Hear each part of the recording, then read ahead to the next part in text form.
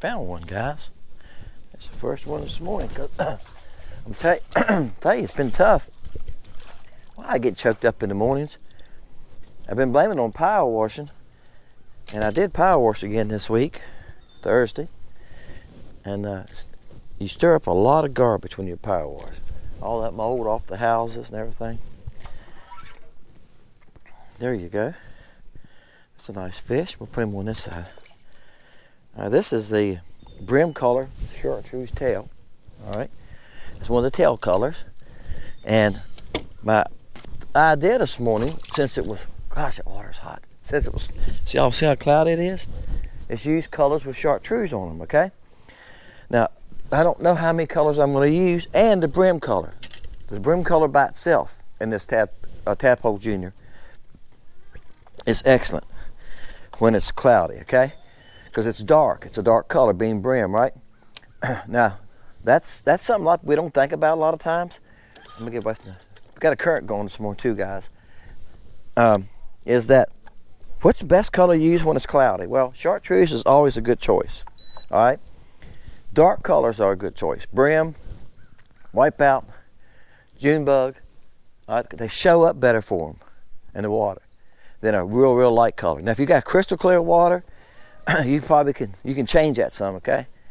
Our water right here, I'm down the lake further than I'm usually fishing, guys. Water right here is about 3 foot visibility, okay? 3.5 maybe at the most. Bam.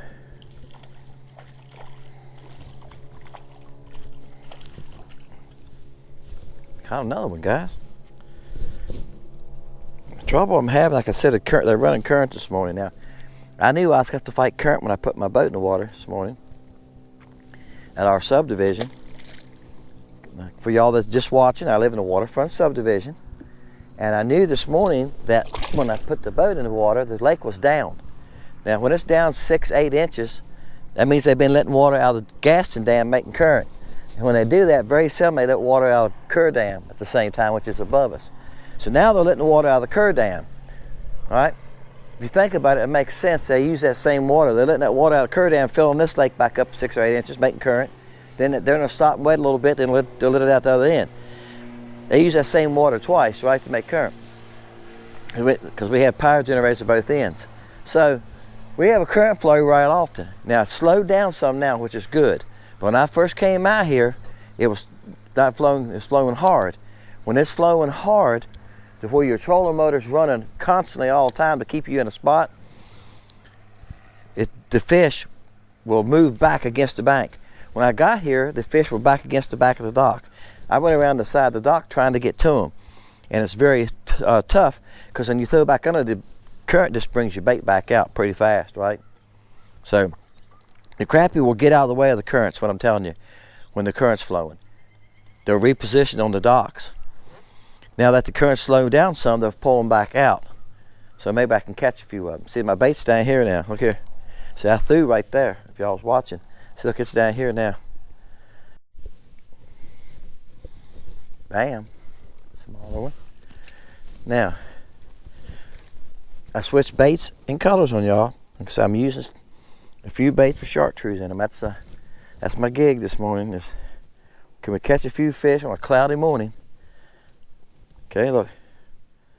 This is called Blue Moon. This is one of the new colors coming up. Now I went to a heavier head so I can get further back under there because of the current. When you have current like that, sometimes you might have to go to a heavier head. I went from yesterday, guys, I fished with a really light head, all right? And I mean less than, it was 1/60th of an ounce. Yeah, I have a hard time saying that. And anyway, and I throw 1/32 most time. I put this 1/16 on there, I feel like I'm throwing a rock. I know some of y'all use 1/16 and heavier. Some of y'all use 1/8. I use 1/8 for bass fishing when I'm fishing current and stuff, fishing in the river, throwing big swim baits for bigger stuff for bass. I use 1/8 and a quarter a lot. And I use 3/8 if I'm trying to fish deeper for bass, on a swim bait or something. But for me to put 1/16 on this crappie rod, it feels like a lot of weight. So, but what I'm trying to do is get way on back in there. These fish are right here. They're right on that little roll down. See them right on the bottom. They're holding the bottom again because of the current. Okay, they're trying to get out of the current, and the current's running not as strong as it was earlier. So I went to more weight just so I can get it back under there. And then as I bring it out, just like that, as I start moving it and bringing it out, it's closer to the bottom. All right, that's what I'm trying to do. Bam, just like that. They're interested in biting. You just got to get it to them. When the current's moving on this lake, and it should do it on any lake that you're fishing that has current, if the current's moving like that, I have found that they usually bite good here when the current's moving. It's just it's hard to present a bait to them. Okay. All right, I got my tool right here.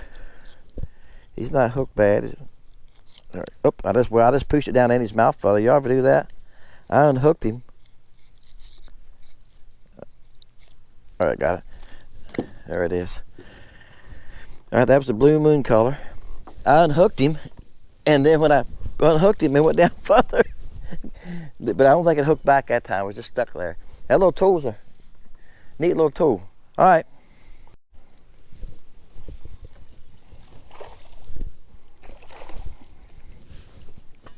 Bam. All right, switch colors on you again.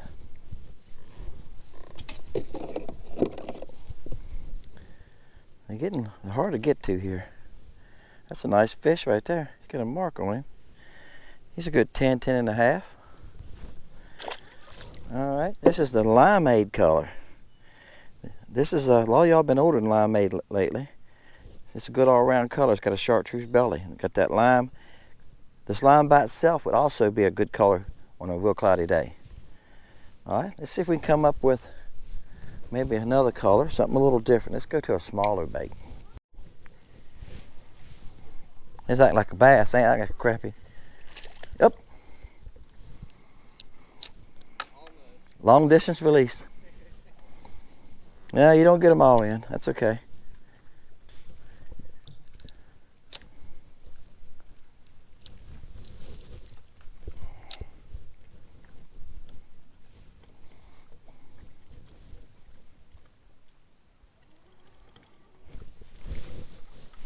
Got another one.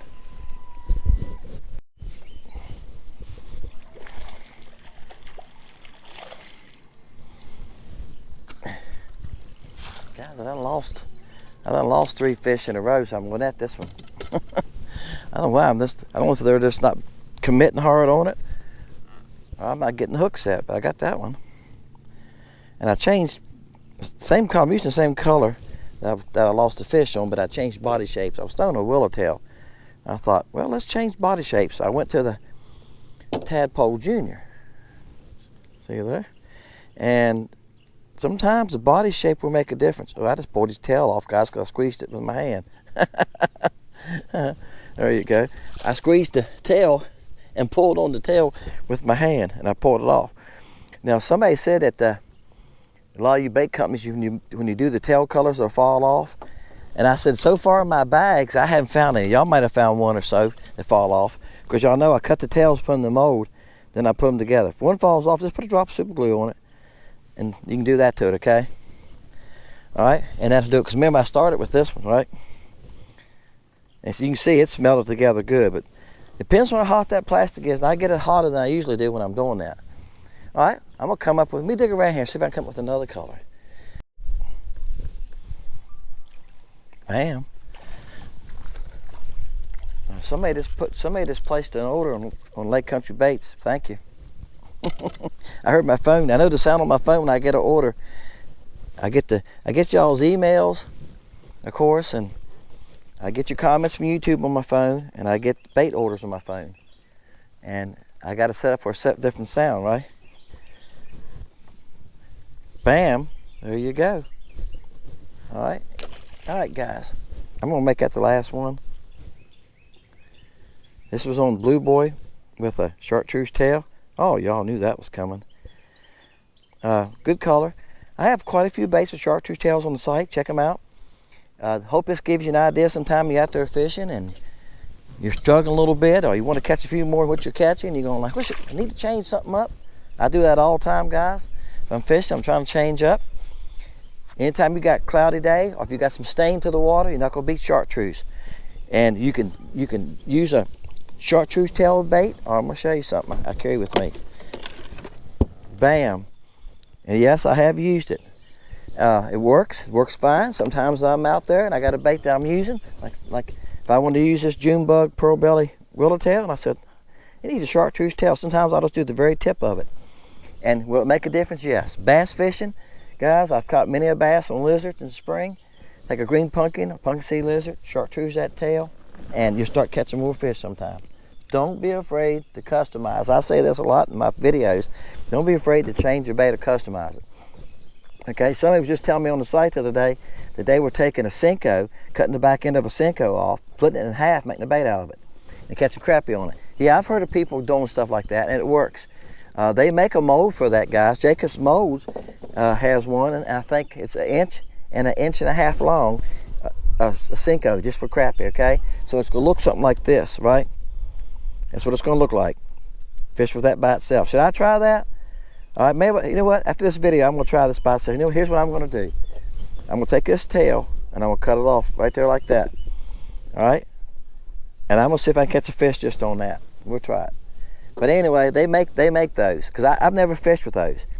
And somebody else made a comment about another bug bait. I think it was Glenn.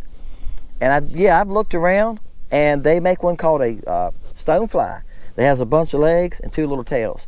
If they have it 1 inch and 1.25 inches, and I have thought about that bait and mold, but you're looking, you know, guys, you're looking at $300, $350 for me to add a bait every time I add a bait shape. Okay, so I got to make sure it's going to be worth my time, and that I'm going to sell some of them before I add it. Right? All right, guys, appreciate y'all. Thought I'd just throw that in there while I was talking to you about it. It was on my mind. Check out Lake Country Baits. Facebook, I try to add things when I get a chance. Sometimes I'm behind. I did add one last week. I get my son to do it for me most time. Try to get him to help me keep up with it. And I make the videos and email them to him or whatever I can do. I'll put them on jump drive, whatever it takes me to get them to him. And last time I put them on jump drive, but whatever it takes. And if I get time, I reckon I can do it from my house. But I'm a pretty busy fella. Somebody's got to do this fishing. Then they got to edit the videos. Somebody's got to make the baits. Somebody's got to bag them. Yeah, I'm doing all that, guys. All right, appreciate y'all guys. See you next time.